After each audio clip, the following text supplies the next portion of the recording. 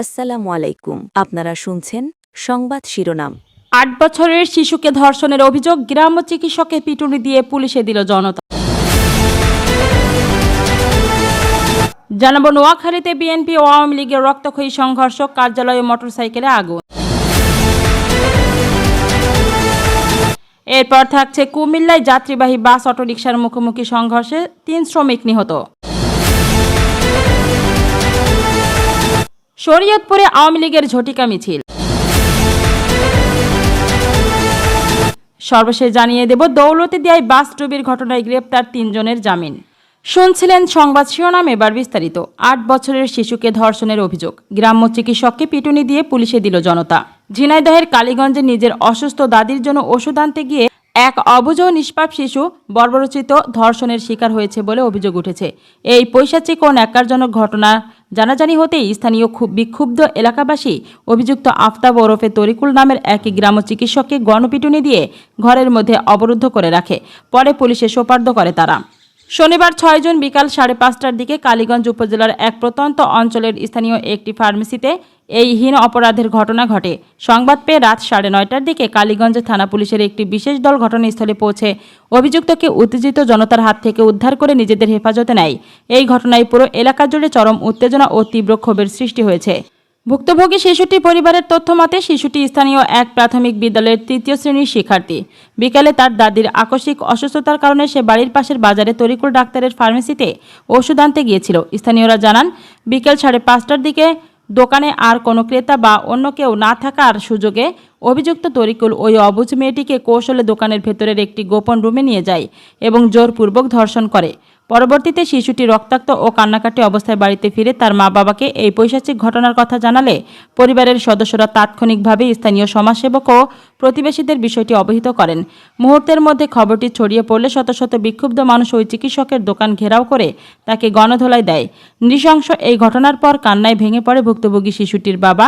ক্ষোভ প্রকাশ করে বলেন, বিকেলে আমার ছোট মেয়ে ওষুধ আনতে গেলে তরিকুল ডাক্তার এই জঘন্য ও পৈশাচিক কাণ্ড ঘটায়। আমি একজন অসহায় বাবা হিসেবে প্রশাসনের কাছে এই নরপশুর দৃষ্টান্তমূলক ফাঁসি এবং এই ঘটনার সুষ্ঠু ও দ্রুততম বিচার চাই। এদিকে ঘটনার পরপরই রাতেই শিশুটিকে চিকিৎসার জন্য দ্রুত কালীগঞ্জ উপজেলা স্বাস্থ্য কমপ্লেক্সে নিয়ে যাওয়া হয়। হাসপাতালে জরুরি বিভাগে দায়িত্বরত চিকিৎসক ডক্টর আরিফুল ইসলাম প্রাথমিক পরীক্ষা নিরীক্ষা শেষে গণমাধ্যমকে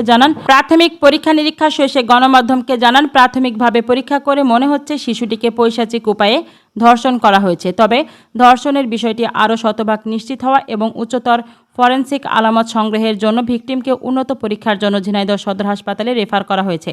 ঘটনার সত্যতা নিশ্চিত করে ঝিনাইদহের কালীগঞ্জ থানার ভারপ্রাপ্ত কর্মকর্তা ওসি জেল্লাল হোসেন বলেন, ফার্মেসিতে এক শিশুকে ধর্ষণের অভিযোগ এক গ্রাম্য চিকিৎসককে জনতা আটকে রেখেছে।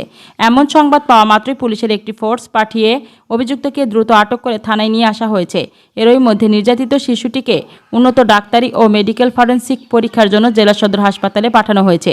ভিকটিমের মেডিকেল রিপোর্টের উপর ভিত্তি করে এবং ভুক্তভোগী পরিবারের লিখিত এজাহারের আলোকে নারী ও শিশু নির্যাতন দমন আইনের সংশ্লিষ্ট ধারায় মামলা দায়ের সহ প্রয়োজনীয় কঠোর আইনি ব্যবস্থা গ্রহণ করা হচ্ছে।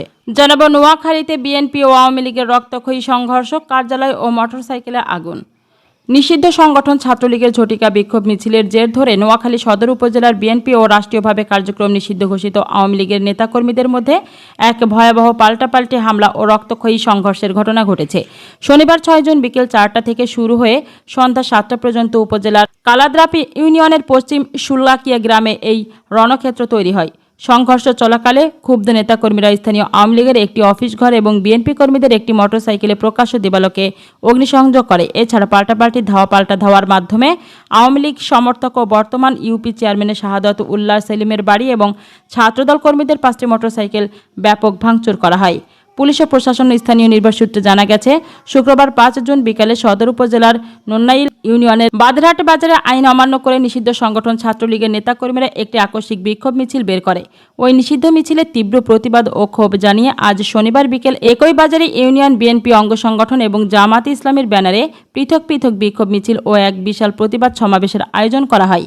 বিকেল 5টার দিকে বিএনপি ও জামাতের পূর্ব ঘোষিত কর্মসূচি শান্তিপূর্ণভাবে শেষ হওয়ার পর সাধারণ নেতাকর্মীরা যে যার মতো বাধারহাটে বাজার ত্যাগ করেছিলেন। প্রত্যক্ষদর্শীরা জানান, ঠিক এই সময়ে বিএনপি ও ছাত্রদলের মাঠ পর্যায়ে নেতাকর্মীরা গোপন সূত্রে খবর পান যে পাশের কালাদ্রাপ ইউনিয়নের চেয়ারম্যান শাহাদাতুল্লাহ সেলিমের নেতৃত্বে একদল আওয়ামী লীগ সমর্থক পশ্চিম সুল্লাকিয়া গ্রামের একটি দলীয় কার্যালয়ে বসে আরেকটি ঝটিকা মিছিলের গোপন প্রস্তুতি নিচ্ছিলেন।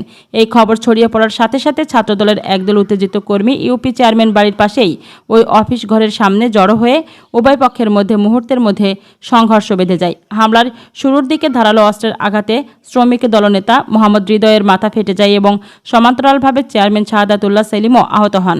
ঘটনার জেরে চেয়ারম্যানের অনুসারীরা ছাত্রদল কর্মীদের 5টি মোটরসাইকেল ভাঙচুর করে একটিতে আগুন ধরিয়ে দেয়, যার বিপরীতে বিএনপি ও ছাত্রদল কর্মীরাও স্থানীয় আওয়ামী লীগের ওই কার্যালয়টি আগুনে পুড়িয়ে দেয়। এবার থাকছে কুমিল্লায় যাত্রীবাহী বাস অটোরিকশার মুখোমুখি সংঘর্ষে 3 শ্রমিক নিহত।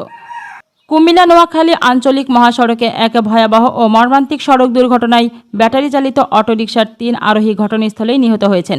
শনিবার 6 জুন রাত 8টার দিকে কুমিল্লার সদর দক্ষিণ উপজেলার রতনপুর নামক এলাকায় এই রক্তক্ষয়ী মুখোমুখি সংঘর্ষের ঘটনা ঘটে। লালমাই হাইওয়ে থানা পুলিশের অফিসিয়াল ও নির্ভরযোগ্য সূত্র জানায়, আজ রাতে শাহ আলী সুপার নামের একটি যাত্রীবাহী দ্রুতগামী বাস নোয়াখালী থেকে কুমিল্লা শহরের দিকে যাচ্ছিল। বাসটি সদর দক্ষিণ উপজেলার রতনপুর এলাকা অতিক্রম করার সময় বিপরীত দিক থেকে আসা একটি যাত্রীবাহী ব্যাটারি চালিত অটোরিকশার সঙ্গে সামনাসামনি তীব্র সংঘর্ষ ঘটে। বাসের গতি এতই বেশি ছিল যে ধাক্কায় অটোরিকশাটি দুমড়ে মুচড়ে যায় এবং এর ভেতরে থাকা 3 আরোহী মহাসড়কে ছিটকে পড়ে তীব্র আঘাত পান। বাসের চাকায় পিষ্ট হয়ে ও অতিরিক্ত রক্তক্ষরণের কারণে ঘটনাস্থলেই ওই 3 শ্রমিকের মৃত্যু হয়। ঘটনার পরপরই ঘাতক বাসের চালক ও হেলপার গাড়িটি রেখে কৌশলে ঘটনাস্থল থেকে পালিয়ে যায়। দুর্ঘটনার খবর পেয়ে হাইওয়ে পুলিশের একটি বিশেষ উদ্ধারকারী দল দ্রুত ঘটনাস্থলে পৌঁছে দুর্ঘটনা কবলিত যানবাহন দুটি জব্দ করে এবং নিহতদের মরদেহ উদ্ধার করে থানায় নিয়ে আসে। জানাবো শরীয়তপুরে আওয়ামী লীগের ঝটিকা মিছিল। উচ্চ আদালতের নির্দেশে ও রাজনৈতিক পট পরিবর্তনে দেশের দলীয় কার্যক্রম নিষিদ্ধ ঘোষিত সংগঠন আওয়ামী লীগের নেতাকর্মীরা শরীয়তপুরে এক ঝটিকা বিক্ষোভ মিছিল বের করেছেন। আজ শনিবার 6 জুন বিকালে শরীয়তপুর পৌরসভার প্রেমতলা এলাকায় ঢাকা শরীয়তপুর আঞ্চলিক মহাসড়কে তারা এই আকস্মিক মিছিল নিয়ে বের হন। মিছিলের পরপরই এর একটি ভিডিও সামাজিক যোগাযোগ মাধ্যম ফেসবুকে ব্যাপক আকারে ছড়িয়ে পড়লে পুরো জেলা জুড়ে তীব্র চাঞ্চল্য ও রাজনৈতিক উত্তেজনার সৃষ্টি হয়। প্রত্যক্ষদর্শী ও ফেসবুক ভিডিও সূত্রে জানা যায়, শরীয়তপুর পৌরসভা প্রেমতলা এলাকায় দলীয় ব্যানার ও বাংলাদেশের জাতীয় পতাকা হাতে নিয়ে রাজপথে হাঁটছিলেন আওয়ামী লীগের একদল নেতাকর্মী। ব্যানারের ঠিক সামনে জাতীয় পতাকা উঁচিয়ে এক কর্মীকে বিভিন্ন রাজনৈতিক স্লোগান দিতে দেখা যায়। এই ঝটিকা মিছিলে সরাসরি নেতৃত্ব দিতে দেখা গেছে শরীয়তপুর সদর উপজেলার পালং ইউনিয়ন পরিষদের 1 নম্বর ওয়ার্ডের বর্তমান সদস্য সেলিম শেখকে।